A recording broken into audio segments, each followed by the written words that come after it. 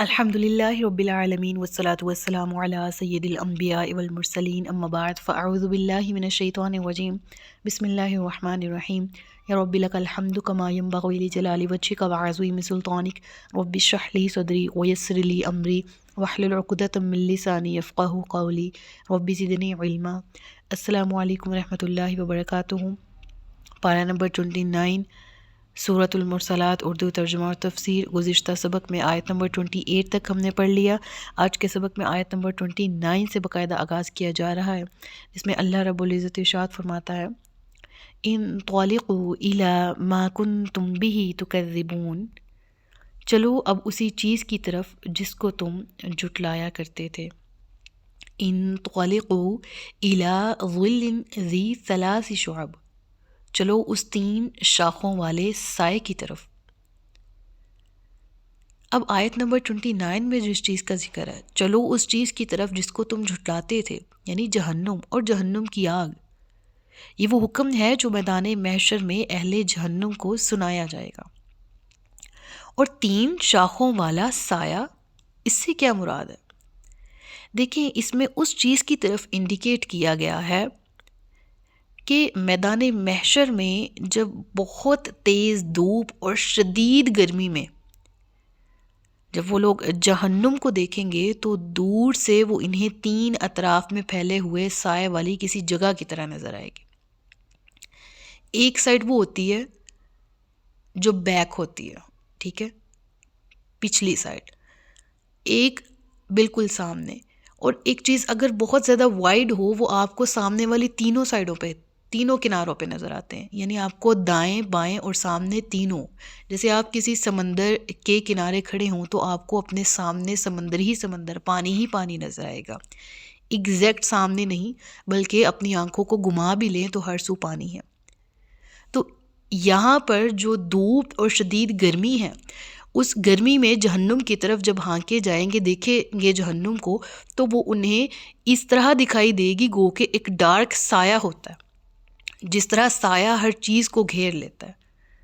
اور پھر انہیں کہا جائے گا اگر تمہیں وہ سایہ نظر آتا ہے تو چلو اس سائے کی طرف، لیکن اس سائے کی حقیقت کیا ہوگی؟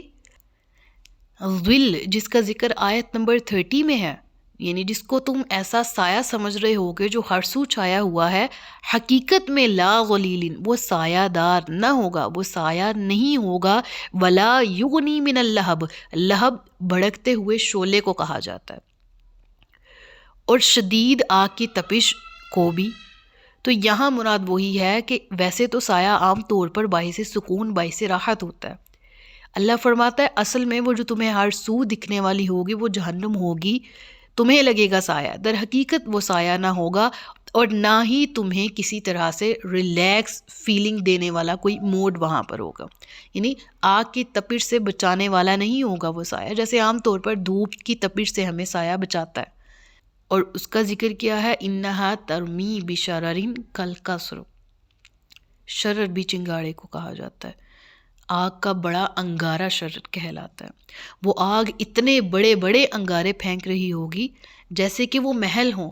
اللہ اکبر، اللہ اکبر، اللہم اجرنا من النار، اللہم اجرنا من النار، اللہم اجرنا من النار، یعنی ایک شعلہ اس قدر بڑا ہوگا گو کہ تم کسی بڑے سے کیسل کو دیکھ لو، کسی بڑے محل کو دیکھ لو۔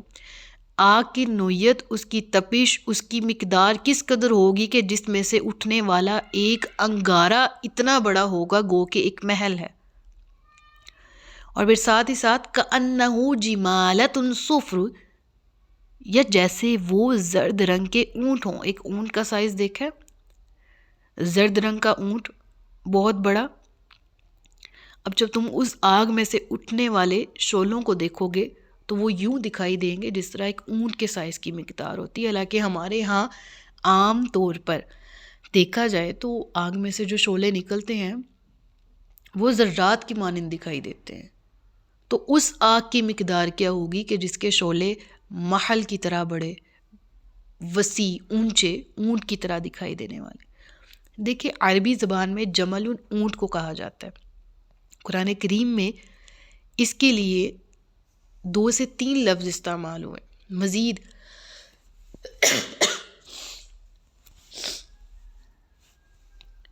دیکھیں جمل اونٹ کو کہا جاتا ہے. قرآن کریم میں ابل لفظ بھی ذکر ہوا، افلا ینظرون الی الابل کیف خلقت.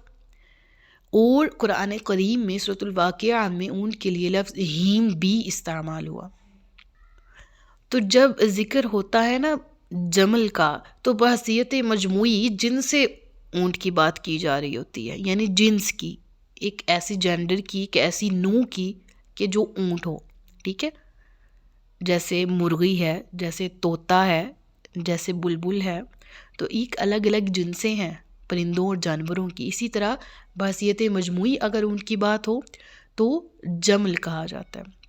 اگر ابل یہ جمع ہے، ابل کا ذکر ہو تو اس سے مراد کیا ہے؟ ایک موٹا تازہ صحت مند اونٹ، ٹھیک ہے، جو دیکھنے میں بھی خوشنما اور طاقت کے اعتبار سے بھی اسٹرانگ ہو. اور اسی طرح سے اگر ہیم لفظ استعمال ہو جس طرح کہ سورۃ الواقعہ میں آیا ہے فشاربون شرب الہیم، جہنمیوں کو جب وہ ایک تو پیاس کے مارے بلک رہے ہوں گے اور جب پینے کو دی جائے گی نا ان کو پیپ اور دوزخ کا کھانا کھانے کو، فشاربون شرب الہیم، تو وہ ہیم کی طرح یعنی ایک پیاسے اونٹ کی طرح اس پر لپکیں گے. تو ہیم بیسیکلی ایسی کنڈیشن کو کہا جاتا ہے جس میں ایک ٹرم یوز ہوتی ہے یہ ایز اے بیماری، یعنی عرب میں مستعمل ہے ایسی بیماری جو اونٹوں کو لگ جائے، جسے وہ جتنا مرضی پانی سے سیر ہو جائیں، خود کو سیراب کر لیں، لیکن وہ پیاسے ہی رہتے ہیں. اور دوسرے نمبر پہ اونٹ میں یہ کیپیسٹی ہوتی ہے کہ وہ کئی دن تک ورک کر سکتا ہے اگر وہ ایک دفعہ پانی پی لے. ٹھیک ہے، تو ایک اونٹ جس کے اندر کی کیپیسٹی ختم ہو گئی ہو پانی سٹور کر کے، جو اس نے اپنے دن گزارے ہوں 5 سے 6 دن، اس کے بعد جو اس کو شدید پیاس لگے کہ اس کے بنا اس سے نہ اٹھا جا رہا ہے، نہ بار برداری کی جا رہی ہے، نہ چلا جا رہا ہے، تو اس بری کنڈیشن کو جس میں اونٹ مبتلا ہو، اس کنڈیشن میں موجود اونٹ کو ہیم کہا جاتا ہے. تو قرآن کریم کی گرامر میں بھی بہت فصاحت ہے، اسی لیے اللہ فرماتا ہے کہ میں نے قرآن کو عربی میں نازل کیا، کہ اردو میں تو تینوں سے مراد اونٹ ہی ہیں، لیکن جب آیت کے اندر آ رہا ہے وہ لفظ اور وہ لفظ چینج ہے تو اس اصطلاح پہ ضرور غور کرنا چاہیے، اس کو بحیثیت اصطلاح دیکھنا چاہیے عرب لغت کے اعتبار سے بھی. اور آپ یقیناً دھنگ رہ جائیں گے کہ قرآن کریم کا اسلوب اتنا زبردست ہے کہ جہاں جس کانٹیکس میں بات ہو رہی ہو وہاں اسی کی مطابقت میں لفظ آتا ہے، اور اس لفظ کے اندر اتنی وسعت ہوتی ہے، اتنی ڈیپتھ ہوتی ہے کہ somehow ہم جب اردو ترجمہ ہی صرف پڑھتے ہیں تو ہم اس تک نہیں پہنچ پاتے. اسی لیے ضروری ہے کہ قرآن کے اندر آنے والے جو الفاظ ہیں ان کو یکے بعد دیگرے غور کریں، ان پہ فوکس کریں اور ان کو سرچ کریں. اس سلسلے میں علامہ راغب اصفہانی کی کتاب ہے مفردات القرآن، اس کتاب کو آپ توجہ سے پڑھیں تو وہ آپ کے لیے کافی ہیلپ فل ثابت ہوگی قرآن کریم کے الفاظ اور ان کے معنی کو سمجھنے کے لیے. تو بہرحال کأنہ جمالۃ صفر، یہاں پر جیسے کہ ایک اونٹ کی ہی بات کی جا رہی ہے تو لفظ جمل، جمل کی جمع جمالات، ٹھیک ہے، اور زیادہ پلس کے ساتھ یہ صیغہ ذکر ہوا تو جہنم کے شعلے گو کے زرد اونٹوں کی مانند ہوں گے. ویل یومئذ للمکذبین، تو خرابی ہے اس دن کے جھٹلانے والوں کے لیے. ھذا یوم لا ینطقون، یہ ہے وہ دن جس میں یہ بول نہیں سکیں گے. ولا یؤذن لہم فیعتذرون، اور نہ ہی انہیں اجازت دی جائے گی کہ کوئی عذر تراشے. ویل یومئذ للمکذبین، ہلاکت اور بربادی ہے اس دن کے جھٹلانے والوں کے لیے.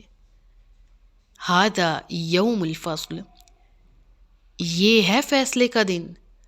جمعناکم، ہم نے جمع کر لیا تمہیں بھی، والاولین، اور پہلوں کو بھی. فَإِن كَانَ لَكُمْ كَيْدٌ فَكِيدُونِ، اب اگر تمہارے پاس کوئی چال ہے تو میرے خلاف وہ چال چل کے دیکھو. وَيْلٌ يَوْمَئِذٍ لِّلْمُكَذِّبِينَ، ہلاکت اور بربادی ہے اس دن جھٹلانے والوں کے لیے. یعنی قیامت کے دن ان لوگوں کو خسارے کا سامنا کرنا ہوگا جو قیامت کے دن کو ہی جھٹلانے والے تھے. اس دن نہ کوئی سفارش قبول کی جائے گی، نہ ہی ان کو اجازت دی جائے گی کہ بول سکیں، کوئی بہانہ تراشے، اور نہ ہی خود ان میں ایسی سکت ہوگی کہ وہ رحمان باری تعالیٰ کے سامنے کوئی جھوٹ گر سکے۔ صدق اللہ العلی العظیم و صدق رسولہ النبی الکریم۔ سچ فرمایا اللہ نے جو عصمت والا ہے۔ اپنا بہت سا خیال رکھیے گا، مجھے دعا میں یاد رکھیے گا۔ تاجدار ختم نبوت زندہ باد، پاکستان پائندہ باد۔ السلام علیکم ورحمۃ اللہ وبرکاتہ۔